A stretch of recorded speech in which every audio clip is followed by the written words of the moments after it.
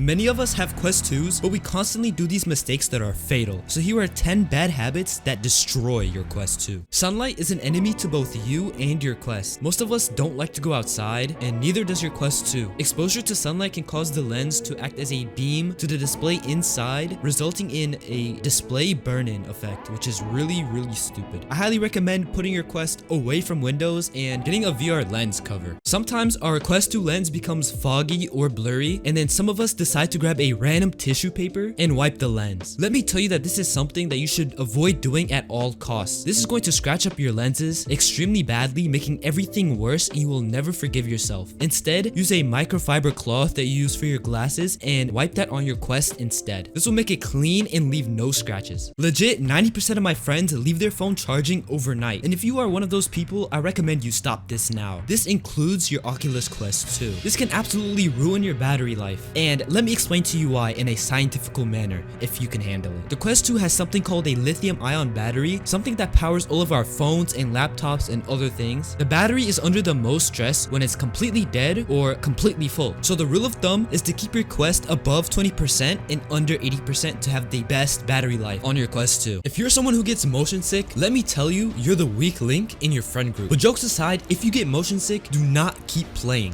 I'm telling you now, the results are awful. Instead, I recommend taking around a 30-minute break, going outside for probably the first time in your life, and walking around for a bit. And if that's too much to ask for, then just sit inside, drink some water, and take a break. Trust me, this is better than cleaning up whatever was gonna come out of your mouth anyways. For you guys who actually have a PC, this one is for you. When you connect your Quest to your PC, your computer automatically gives you some settings for your headset. I recommend that you go ahead and change these settings. They are located in Devices, click on your Quest 2, then scroll down to where you can see the settings to change your Quest resolution and refresh rate. I recommend changing the hertz from 72 to 90, giving you a much smoother and better experience. I also recommend upping the resolution by a little bit so it can make your gameplay seem a lot sharper, but it might waste a little bit more battery life, but your Quest is plugged in anyways, so there's not much of a difference. Another thing that you should avoid doing is messing with the adjustments of the head strap. If it's comfortable once and you mess with it, it's gonna take a while for it to become comfortable again. Also, if you let other people use your Quest too often, it's going to become way more annoying having to reset the head strap every single time, especially if you have friends or family who have abnormally large heads. Then you're gonna have to expand the head strap all the way to fit them, and it's going to be annoying. Don't use a fake name. I don't care if your mother named you Hammerhead or Big Toes or something somehow worse than that, but do not enter a fake name into your Quest. This has a higher chance of getting you banned or not being able to access any of your games. I'm not sure how many people this has happened to, definitely not me or one of my friends, but it has happened and it has a chance of happening to you, so make sure you put in your real name. And then as for birthday, Zuckerberg isn't really gonna know what day your birthday is, so it does not matter. Just don't put a name as bad as League Slayer 123. Let me show you the results of something I'm about to talk about. This is something that many people make a mistake with, and it's tightening your head strap all the way. This will give you something called VR face, and I don't recommend it. It feels uncomfortable, so the trick is to have the top strap carry all of the weight of the Quest onto your head. Or if you have money, you can just go ahead and buy a whole new head strap. If you aren't broke, like me of course. If you don't want to have a stovetop on your face, I recommend not using the Quest 2 to the point where it overheats. Overheating can damage the battery and turn your face into fried eggs. A feature that comes with a hot Quest is that you can make a fancy steak on it, but most of us are not in the mood for a steak while playing VR. Not only that, but when your Quest 2 gets hotter, the performance gets worse. That's just the Quest trying to keep the headset as cool as possible. This happens to all devices that get hot, and it's called throttling. Throttling is a lot more complicated, but I tried explaining it in the easiest way possible. Finally, the last one I have for you is being careful of where you move your Quest controllers. Sometimes people accidentally smash their controllers together, and it happens when you're playing games like Thrill of the Fight or even Beat Saber. I've smashed my controllers together and even on the ceiling of my basement, and I have the marks to prove it. If you guys enjoyed this video, here's another one about how to get free games and free backgrounds.